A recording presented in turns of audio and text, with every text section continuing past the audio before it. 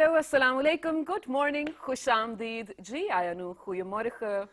Bukhair agale, ni hao, juna shumme, washmale, ohaya gonzaimes, guten morgen, hola, bonjour, privyet, kaifa hal, hale shuma chutore, ahlan wasalan, marhaba, buna, mucho, gracias, suavia, bhalli kare, and thank you very much to everybody who's tuned in to PTV World and are watching World this morning, alongside the very fantastic, the very amazing, the very talented, the very wise Miss Shiza Hashmi, and I happen to be Shazad Ehsan Khan. Hello Shiza, how are you doing today? I'm doing absolutely great. Thank you so much for asking.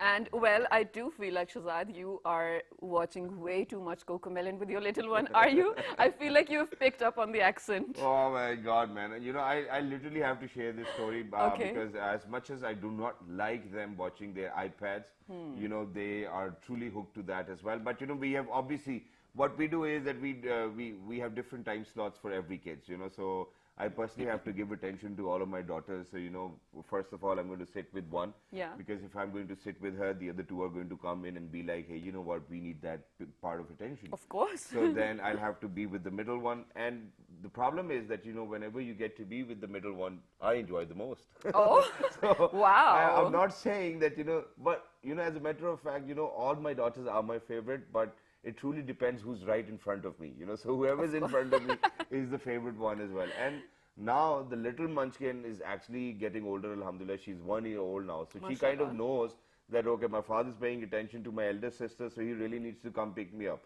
So she has learned this new word, toy. You know, I don't know what that actually means, but she's like, toy, toy. Oh. So every time you're in front of her, she's like, toy, toy. And which means that you literally have to pick her up. And as soon as you pick her up, she starts to kind of move like a spring. She's like, yeah, you know, the things like that. So cute. But all of these things, ladies and gentlemen, kind of make my life easier. They make me feel contented. They make me feel happy about my life. And then there's this drive and passion to kind of, you know, be a fulfilling parent. How You amazing. cannot be a fulfilling parent if you're not dedicated towards your kids, their life, the kind of importance you're going to give to them as well. Because the only thing which I think, which comes across my mind is because my eldest daughter, alhamdulillah, now is almost 8 years old. Oh, mashallah. She's this big. Yeah. And what I think is that there's only probably 10 or 12 more years where I get to spend time with her before she gets married. So for everybody who's out there, ladies and gentlemen, this quality of life, you cannot enjoy if, God forbid, you are into drugs, if, God forbid, you're into alcohol, if, God forbid, you are into any kind of drug abuse as well. And this is what we want to talk about today. And Shazad, well, thank you for bringing it up. Of course, you cannot enjoy the same quality of life as someone else would, but that is just one aspect of it. Think about all the people that are connected to you or associated with you who are bothered or affected by your behavior, whatever you will say, whatever you will not say, of course, or the things you are doing, of the things you cannot do anymore, and how your life has changed. It's literally not about one person. It's about an entire system as well. I mean, of course, it starts with one person, but then it's a network that is all affected by it. Exactly. Do you guys know of the latest research? It was probably towards the end of 2018 as well. 5.4% of the total human population was into drugs. Can you believe it? It's about 269 million and whatnot people altogether who have at least once or are now addicted to using drugs as well. It is insane. And when we talk about drugs, ladies and gentlemen, it's not just something that you inject. Of course, it's the first thing that comes to your mind. There are so many different types of it, so many different ways of, how do you say it? Of doing it, Of doing it, of course, and then making it a part of your lifestyle as well. I think before we do move on deeper into this conversation, let's take a look at the report which further explains, well, the demand system of this entire very sick-minded mentality, of course, we're going through in the situation. Yeah, and not just that, you know, before we actually move on to this report, I want to, I want my viewers to actually have a comprehensive understanding of it. You know, for example, you know, there are people there are kids as young as 8 years old who are actually going to rehabilitation centers. This is a state of affair, ladies and gentlemen. God. And not just that, you know, building up on that, imagine the kind of money is being wasted. Imagine that, you know, that you were actually supposed to go get bread for your kids or for your parents, and instead you spend it on one of the drugs, whatever you might be consuming. So imagine that the entire system which runs within a household collapses, and then everybody pretty much is on the road with you too as well. And then, you know, those parents who brought you to life as well, they're dying every single day within their own selves to kind of help you. But imagine that, at times it's too late, or either the parents are in denial that, that the things really do not get sorted. Shazad, but it's not that black and white. Oftentimes, a lot of people, family members don't even know what the other person is going through. Like you said, denial is a major, major part of it, yes. But then knowledge of it is something else, of course. Let's take a look at this report. When we come back, we will definitely have a brilliant panel of guests over here to speak about this very issue in Pakistan. Let's do this. Resolution 42 by 112 of 7 December 1987, the General Assembly of United Nations decided to observe 26 June as International Day Against Drug Abuse and Illicit Trafficking. It is an expression of its determination to strengthen action and cooperation to achieve the goal of an international society free of drug abuse. Supported each year by individuals, communities and various organizations all over the world, this global observance aims to raise awareness of major problem that illicit drug represent to society. According to World Drug Report, around 269 million people used drugs worldwide in 2018, which is 30% more than in 2009, while over 35 million people suffer from drug use disorders. Understanding the impact of addiction and how worldwide drug trafficking increases supply is also important. Countries with more severe addiction rates have an impact on bordering countries and make drug trafficking more profitable. The theme of 2021 International Day Against Drug Abuse and Illicit Trafficking aims to combating misinformation and promotes sharing the facts on drugs, from health risk and solutions to tackle the world drug problem to evidence-based prevention, treatment and care. The World Drug Report provides a global overview of the supply and demand of opiates, cocaine, cannabis, amphetamine, type stimulus and new psychoactive substances, as well as the impact on health. It highlights through improved research and more precise data that adverse health consequences of drug use are more widespread than previously thought. No matter a person's country of origin, it's important for him or her to get help for an addiction. By the Resolution 42 by 100. Yes, ladies and gentlemen, this year around, the United Nations and all the member states are actually focusing on one particular theme, sort of, and that is, Shazad, to get the right kind of information, the right kind of data research, so that when we know the problem, only then we can do something about it, right? So we are onto that, of course, and I was just looking at the stats of all the drugs being used over the period of time in, well, throughout the world as well, and cannabis happens to be #1 most used drug, and of course there are millions and millions of people onto it.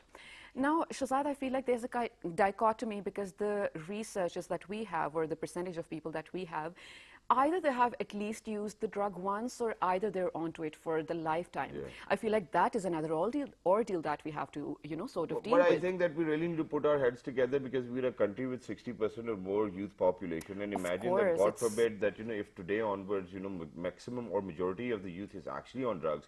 Imagine who's going to work for the country in any ways, so the economy is going to go down in the longer run. But ladies and gentlemen, we have the experts over here, so rather than us throwing the facts, we would request our guests to share the facts as well, and not just that.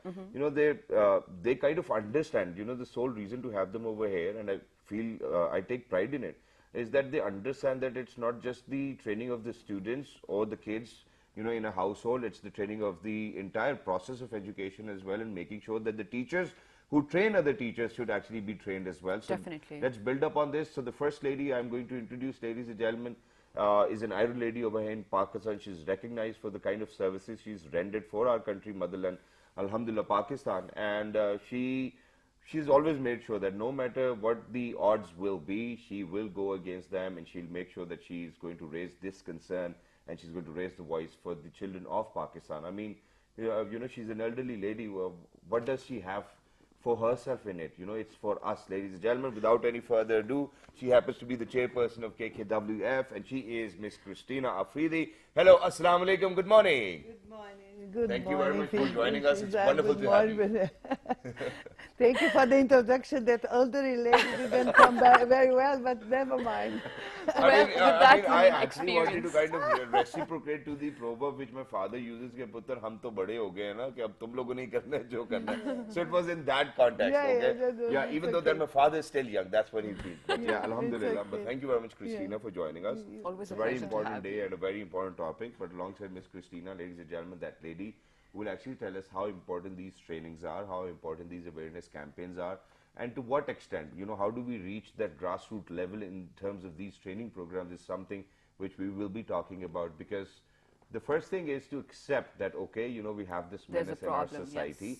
And, once we start to talk about, all of these things and all of these menaces on such platforms, that's where, we kind of get the consciousness to kind of tackle with this menace as well. So, ladies and gentlemen, she happens to be an educationist, a consultant with KKWF as well. She is Miss Lubna Ghani Hayauddin. Hello, assalamu alaikum wa rahmatullahi wa barakatuh. Wa alaikum assalam wa rahmatullahi wa barakatuh. Thank you very much for joining us. Thank you very much for having me here. Wonderful. It's our pleasure, definitely. Ladies and gentlemen, before we start the conversation, let me just say one thing. Of course, I want to begin with Christina. When you talk about, getting into a cause, that has nothing to do with you. That's just something. And then carrying it on for so many years, it's just something huge, Shazad. Acknowledging the elephant is the room is the first step. And I don't think a lot of people want to get across the first step. No one like you said, denial. No one wants to talk about it. I think Christina has been the bravest person I have known in this very circle who did acknowledge this first of all. The issue does lie sometimes in our own family, sometimes outside our family with the loved ones, of course. She acknowledged and started to do something about it. There were even times when the authorities would probably forget that we have this issue in Pakistan. She would force them, okay, we're still on it. So Christina, of course we want to talk about what you're doing now. But for all the people who are watching you for the first time, when did KKWF come into being, and how far along have you come? Well, 6 years now. Yes. Actually, last week it was 7 years of Kareem's Barsi. Yeah. So it was soon, 1 year later, I decided that we have to do this. We have to do something about it. Okay. Since that so many people are trying to make me not to tell the reason that he died. So I said, no, that's not on. We have to make use of his life to try to save other lives. So we've been working for 6 years.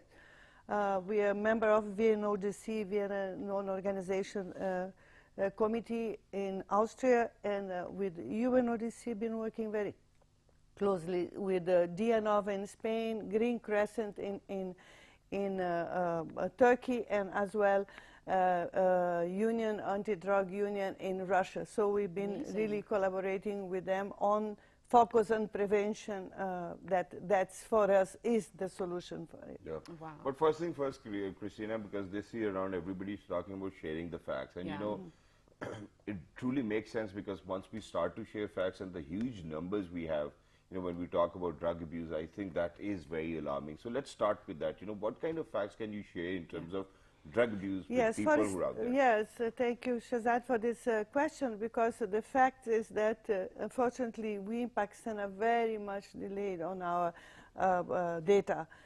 We refer to the data to 2013. Today, in a technology world, I mean, you cannot, where do 7 years or 8 years have gone? So we have no clue. I mean, I cannot start to do something, cater for something, if I don't know how many people come for dinner. You understand? So you have to be clear about, and I don't understand how this data is not taken so seriously, especially that Pakistan is signature to SDG, the Sustainable Development Goals. Yes. And 5 of them are directly linked with the drug awareness.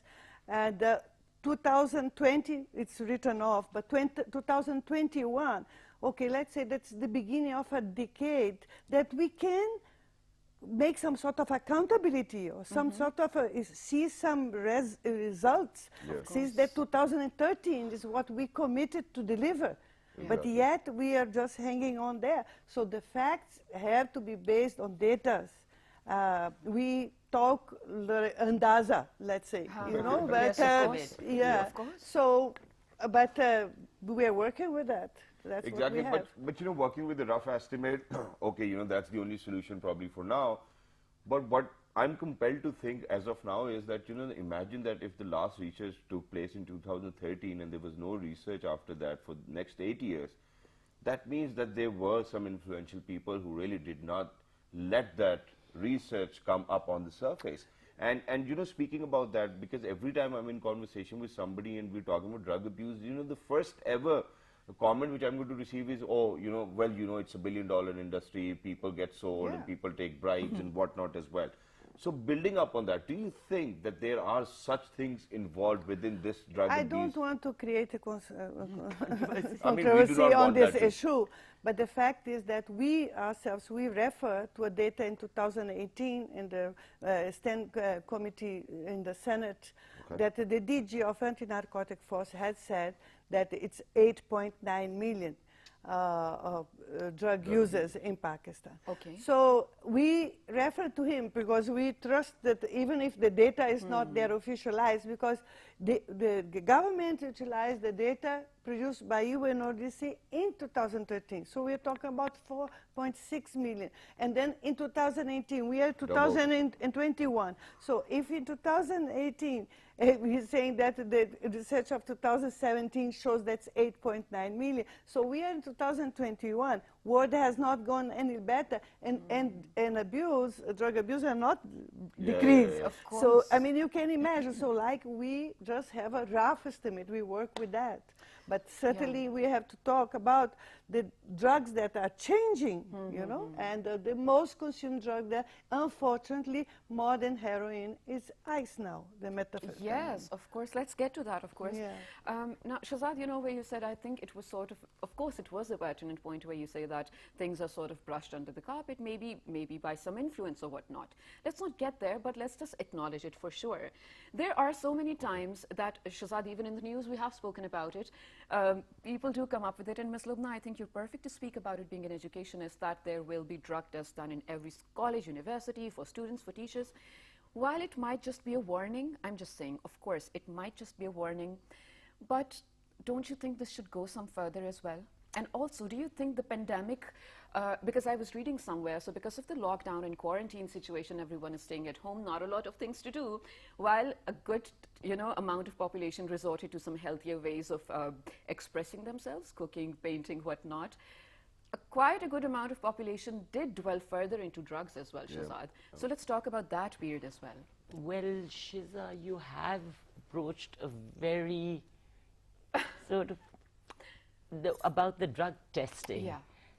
Number one, there is no data anywhere in the world that shows the effectiveness of drug testing. All right. Secondly, my simple question, keeping in mind the resources that we have in Pakistan for education, which is very limited. Yeah. Fine, a child comes to you, you get them tested, he's a college student, he's on drugs. What do Then you do? what? You don't have rehab. Do you was about to have say that. do you have an integrated program for him to go to after school? Exactly. Do you have the resources to help that child find a way out of it? Or is it just, you've tested positive, you're out, you're yeah, in. blacklisted. So you can't do that. That's a very simplistic stopgap Actually, yes. solution. We need to have, that doesn't say I'm against drug testing No, per of course I se, but get there it. has to be follow-up measures But with the drug if testing. I can just add, our KKWF take on with the Ministry of Narcotic Control and the task force that was created. One of our suggestions is that what we have in Brazil as well is health assessment. When you enter a school, it's Yes. not about drug only. Yeah. You know, it's a health assessment. It's everything. So you might could And that identify is something the- there, that- or you might not, because let's forget about drugs. If your child is diabetic and I see him going around with the ice cream again and again, as educationist, it's not only my duty to be academic, I have to look after that child that is inside there. So you are diabetic, you should not be taking this. And not just that, I want to add over here, I'm sorry, and I will give you a fair chance to complete as well. You know, just a few days ago, we were in conversation with a person who actually happens to be a philanthropist. That imagine, and he had a story to share. He said that, you know, I took my kid to the school, and the school asked me to, bring his, vaccine certificate, you know, as a baby when you Medical get those vaccinations as well, Okay. and get his eyes tested. And he was like, you know, I was flabbergasted about why are they even asking me about that? Imagine that, kids who actually go to school, out of 100, 27 kids have eyesight problems, which is why they cannot work properly within the school as well. Concentrate. Exactly, they cannot even And concentrate. this is where that health screening comes in, which Christina's talking about, which is also the part of that prevention aspect that we have towards this drug approach. Yep. We at KKWF feel that times have moved on, and we can't just keep chasing the horses and focusing on rehab or on awareness alone. What we have to do is use prevention. Yeah. The one thing we haven't tried in Pakistan is prevention, and now it's a science. How do you want to go about it? Oh, there's the universal prevention curriculum. There's the Unplugged program of the EU and the UNODC. There's, yes, I was going to ask. Yes, I am known Unplugged in the lady. Islamabad area as the unplugged lady who's going around with her unplugged books and saying, what is Unplugged? Basically, it's a life skill program, training program for students. We did it first for students in 2015, 16. And now this year, we're planning in August, the team's coming in to do a teacher training, TOT, of the Unplugged program, which in Urdu has been adapted to Hum Saath Hai. All right. What is Hum Saath Hai? Let us Basically, Hum Saath Hai, we are all in it together to help, to clarify, and to give the children the coping mechanisms to cope with the daily stresses So of life. important. In it to Everybody's win it. talking about how life's moving on and social media and technology and everything आगे हो गया है. भाई बच्चों को कोई equip कर रहा है? Is Exactly, anybody trying to exactly. equip the children? So let's talk about that. What Yes. is that mechanism? Life skill training program. Case in point, why am I talking about this right now? For 5 years, we've been doing this with children. We've done it at Marshall School. We've got a KKWF project of 14 out-of-school children based in our houses, where we removed all the logistical problems and had them go to school. They've been with us for a while now. Can I have one of the booklets? Oldest is getting their matric done now, two before them were in college. What it is we are testing all this on them. We're teaching them life skills. There's a group of 12 life skills, and they're starting from awareness self-confidence, to decision making, conflict mediation, problem solving, communication. How many times does a child come up and get the answer no without even the adult hearing what the child Every is day. saying? Why? Because the child has to be taught to look at the gaps in the communication, to look at the voice, the assertiveness, when to be assertive, when not to be. This is, yes, some gifted children are born with it, I guess, but for the large number of people like us, it's a struggle, training. daily struggle. And you know, I You want have to to add learn over it. here that, you know, that this really, you know, for all of these things which you are telling us, you know, this really needs to be the basic of foundation, yeah, you know, because every now and then, whenever we're going to come across a drug abuser, there's going to be something Absolutely. behind, you know, probably when he was young, probably when he The was getting older. etiology, and this is what the universal prevention curriculum taught us, that whatever the behavior is, until and unless you get to the etiology behind it, the cause behind it, you're not going to be able to address it. And that's what we've been doing. Stopgap measures, everyone, everywhere. That's you know, it's become a national psyche. Ke, oh, firefighting kar lo. Just Exactly. blow it off See- now and we'll deal with it later. Later, yeah. Guess what? The latest Is come not- and smoke is gone. collected now. We have to It's deal like with it. now we have to get to the point where we work with children as young as 10, 11, 12 to give them the life skills to be able to make informed decisions about everything, what to eat, what to wear, where to go, who to talk to, who to keep up with.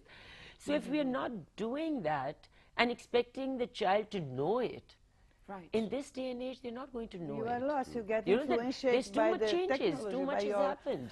your computer. Yeah, and the media representation of it is just one thing else. Of course, you want to be that glamorous. But now let's, of course, when we talk about the population that is into drugs, Shazad, it's not just the people living in urban areas like we are talking about so far.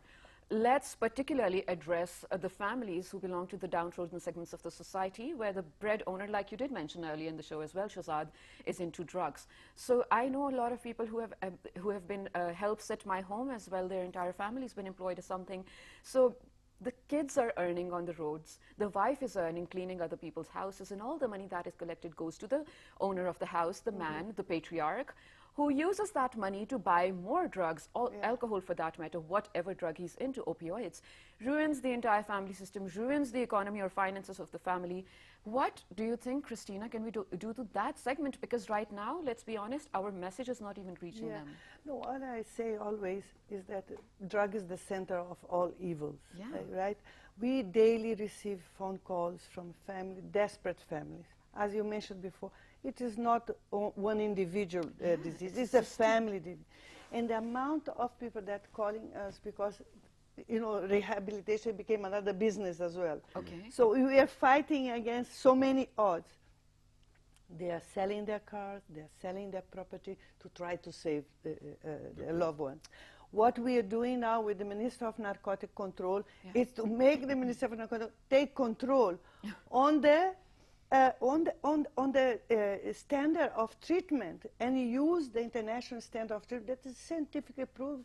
And it's there. Okay. What's happening in Pakistan right now that there is no regulation for rehabilitation clinics. Right. Anyone can open it. So it's mushrooming. Where I live in Banigala, there are 6 rehabilitation centers. Really? So it's a Wow. big business. So why should I not hook you in drugs if I can get 1 lakh per month from you? Exactly. So the families, they are desperate because we don't have very few, like those foundation has free treatment, but I mean it's very limited. For if we talk about 8.9 million and growing, so people are lost. And do you want to be treated? How you decide to be treated? So there are so many facts on that, Shiza. It's very difficult to, what we have to, it's create a body, and Minister of Narcotics has created a body to only license. Our project that we had launched to the ministry with all the stakeholders, you see, because in the anti-narcotic policies, it's not only about Minister of Narcotic Control. There are 17 ministries involved. Within this Yeah, the project, stakeholders, all right. because it cannot be only one. Okay, I mean, okay. I'm part of a task force in the Ministry of Health, but it's alone, it doesn't work. We have to work together. So the idea is to create a model of a center, rehabilitation center, that all the psychologists or psychiatrists, they have to pass there, they have to be trained there, they have to be certified and licensed to one body. I think So this then you very control important. throughout. And this Yes, is what I'd I'm- just like to please go add ahead. to that coming back to your questions, Shiza, is empowerment. We have to empower the children, we have to empower the wives, we have to empower the members of that family to be not just dependent on that or to be not just in that. If they can use their own thinking skills and coping mechanisms, they can come up with solutions. Ms. Lubna, Community, this I do have a community. slight disagreement over here. We have to get the community involved. You know that old Jirga system which Yeah, is yeah, being yeah. used to disempower the women? The Jirga system can be used to bring that very person into line because the pressure will have to come from outside. He's not going to be scared of it. I mean, Not So from it's the inside. empowerment of the community, yeah, of I the individuals. partially agree with you, and it's Yes. because of the fact that I've seen people who empowered themselves in the first place, and that's when they start to actually abuse.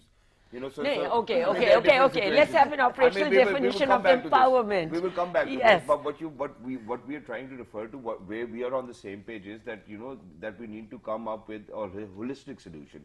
Now, for that matter, we obviously need a psychologist, we need a psychiatrist, we need a Maulvi as a well, health a preacher as professional. well. You know, we want the family to be there.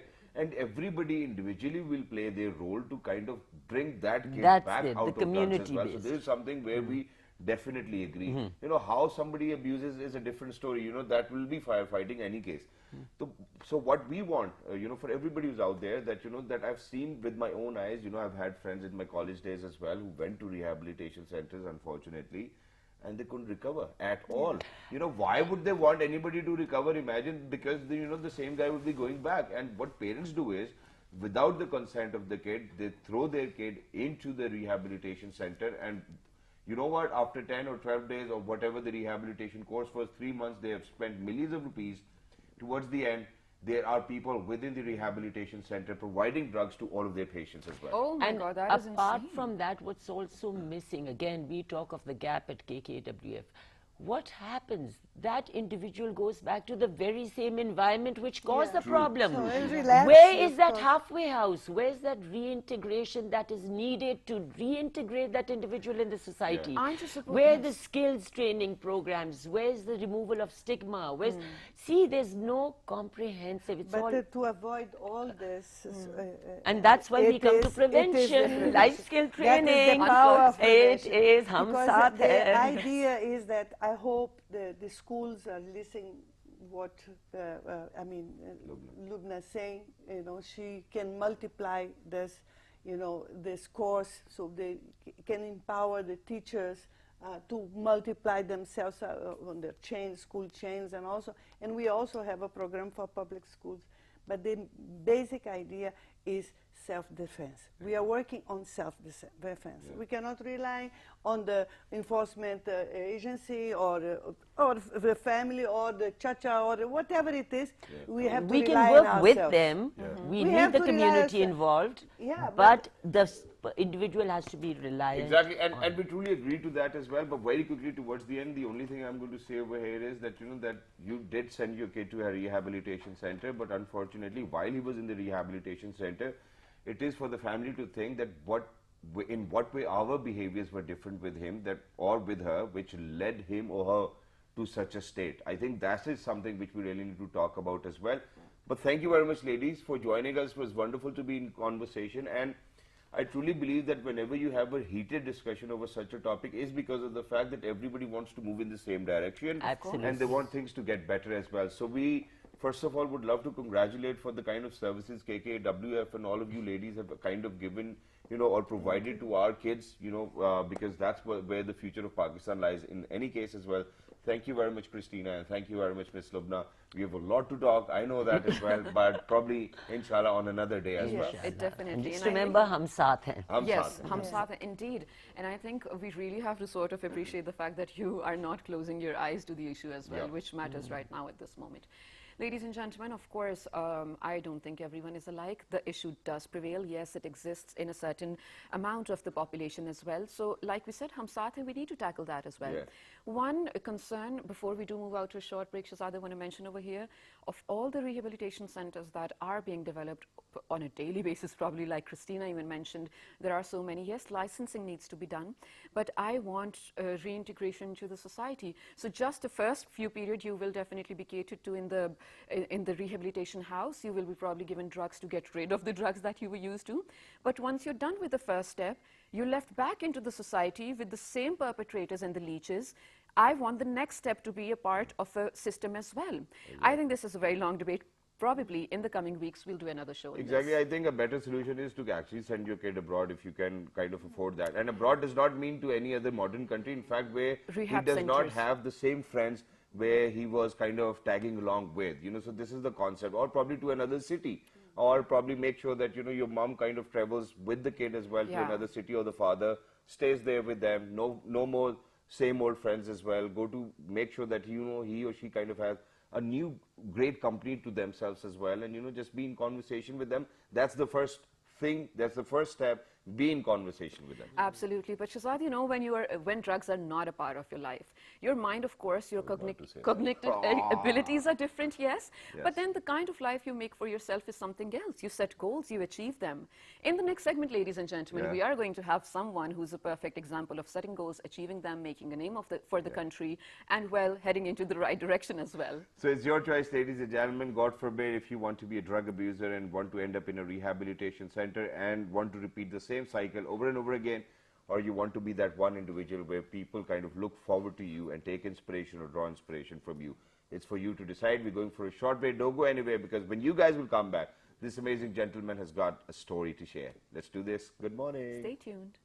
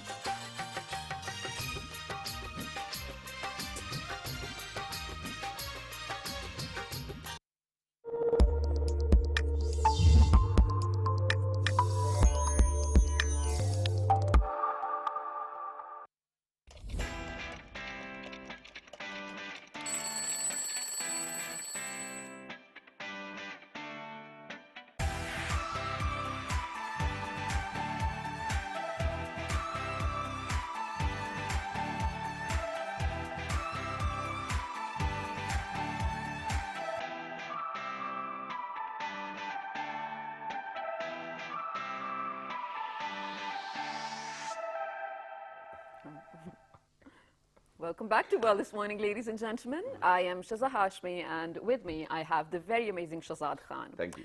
All right, so in this very short segment, we have something very important to talk about, ladies and gentlemen. A lot of Pakistani youth is now realizing the fact that education is the way forward. We are empowered, we are educated, but to take the right direction for even the education to be in handy is something we will talk about. Exactly. So very quickly, ladies and gentlemen, while I was in my university, so, towards the end, we were supposed to do a thesis and a project as well. So since I was a business administration and a marketing student, so I was the very first one in my entire university to actually come up with a qualitative research, and that too about transfer of businesses from one family or from one generation to another. Okay. Before that, nobody actually took up this task to do a qualitative research that, okay, these are the characteristics and this will happen, when you're going to transfer.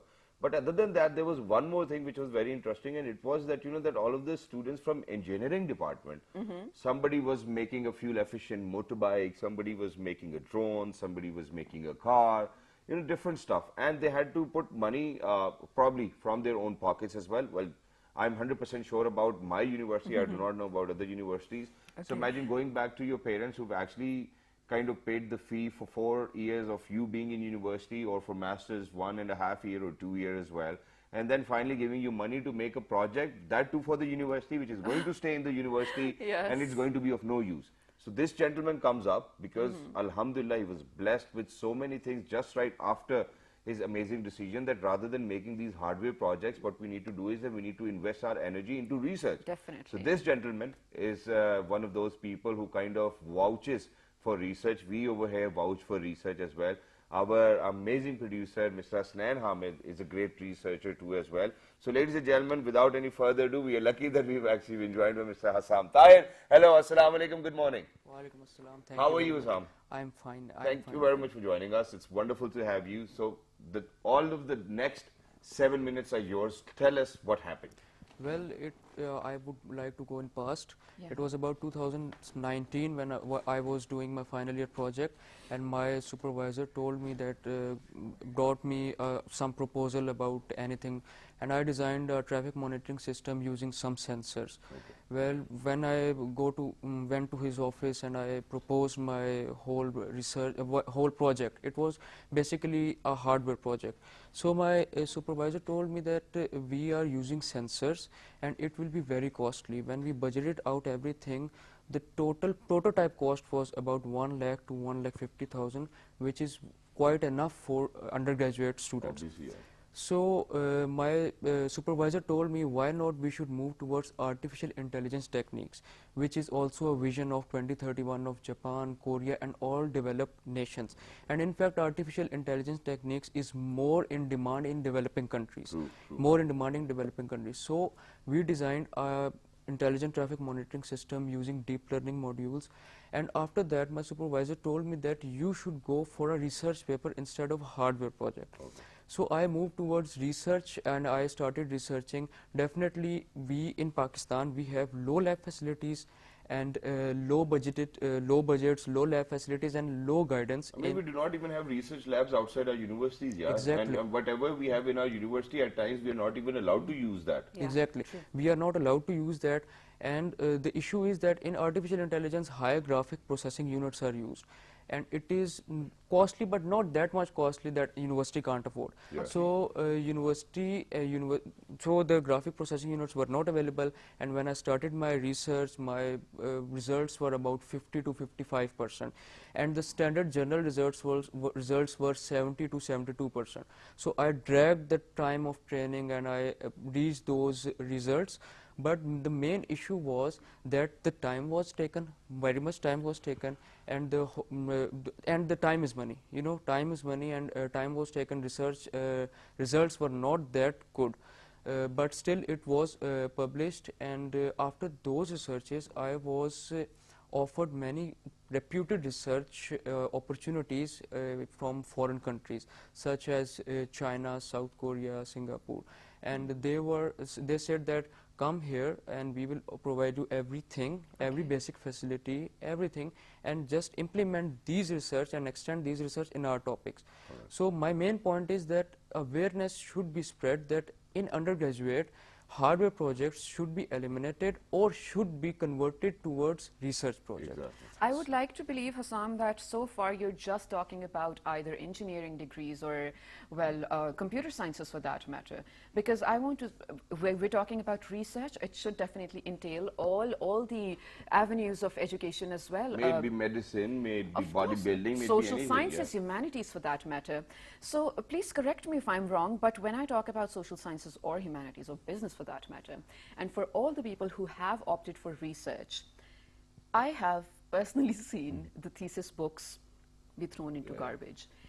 This does not give me as a student the confidence to probably spend, like you said, time is money. I don't want to spend my money on something that is going to burn in the end.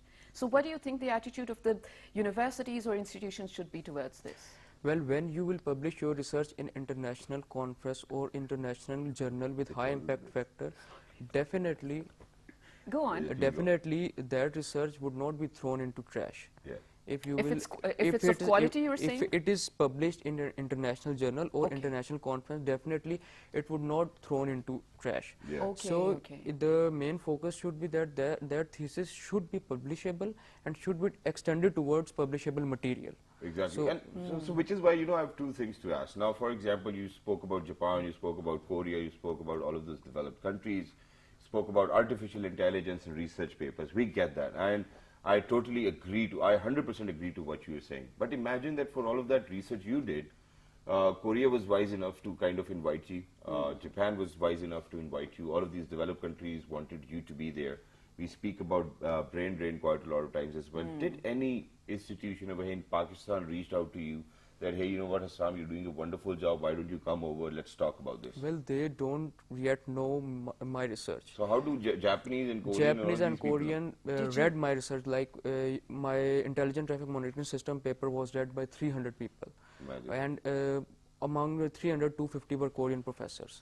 So you can imagine that this is whole concept, this is whole mindset. So imagine that, even people before us are not into research, even people before them were not into research, and people after us, inshallah, I hope, that will be into research, because I make sure that my kids actually do their own research as well. Every time she is going to ask me a question, I'm like, hey, you know what, you do your own research, come up with your own facts, and then we will talk about that. But now, what are you going to do? So you are actually giving us solutions about our, traffic monitoring. You have done your research about masks as well and whatnot.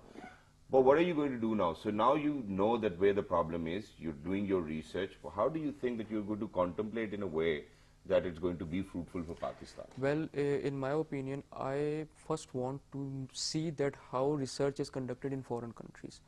And then getting their idea, grasping their idea, and creating a private research and development sector in Pakistan which will provide opportunity, guidance to undergraduate students that how research should be conducted, how funds should be manipulated, and how the whole data should be inculcated in research paper. Wonderful, yeah. So this is my... Hassam, and congratulations on your work, congratulations on all the opportunities that you've been getting. You deserve them. Of course you deserve them. But now your idea of bringing all of the best facilities to Pakistan, I hope you do that. Because I happen to know a lot of people who've done amazing research on probably cancer cells, for that matter, different diseases, Huntington disease. But the job market is flat. Where do the researchers go? So I'm really, well, fingers crossed you do bring those facilities to Pakistan. And best of luck for your future endeavors. Thank you for being Wonderful. with us. And we are proud of you. Thank you very much. Wonderful. Well, ladies and gentlemen, this was us bringing to you the type of issues that we think stand in our society, and we want to do something for them. I personally did not choose research for my university project. I did a multimedia FYP project for the same reason. I just didn't know if I could do it. I just didn't know how to go about it. Yeah. I think for people like me, it's really hard, which is why, Shazad, we have a researcher too. Exactly. And ladies and gentlemen, please make sure to do your own research, even if you have been provided with the research paper by somebody as well. Recheck. It's always important as well. And this is a very basic of doing research. There are courses which universities have introduced in terms to learn how to research as well, Yeah. which obviously will bring a lot of fruit to your life as well. So please make sure that you do your research. Ladies and gentlemen, before you say a word about anything or Absolutely. anybody, do Absolutely, your research. absolutely. So please make sure to write to us on our Facebook page, which is with the name of, World This Morning. on Twitter, World This Morning without a on G. Dailymotion and GTube. It is still World This And the Morning. fabulous repeat is going to be at 5 past midnight tonight. till the next time. Look after yourselves. 1, 2, 3. Good Good morning. morning.